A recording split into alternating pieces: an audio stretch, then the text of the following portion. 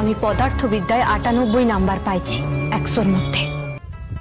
তুমি 100-র মধ্যে 98 নম্বর পাইছো, তা খুব বাল ফালানি গেছে তোমার। আর 2 নম্বর কে নিয়ে পাও না হেডা কও।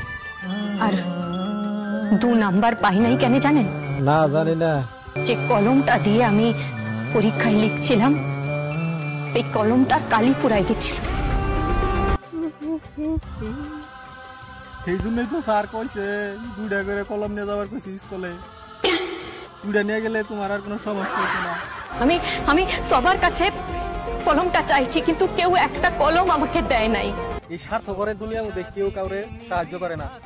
তোমারে কলম দিব, তোমারে সাহায্য করব, আর দুঃখের কপাল গো। আমার জানা প্রশ্ন ছিল, কিন্তু আমি লিখতে পারি নাই।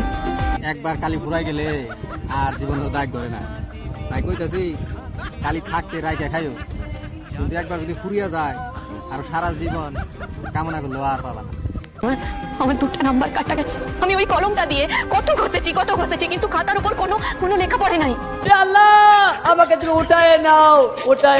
আমি শেষ প্রশ্নের উত্তরটা দিতে পারি নাই। আমি তার জন্য 98 পাইছি। হাই রে মাগি রে, তুই তো আগে কই হাঁটি।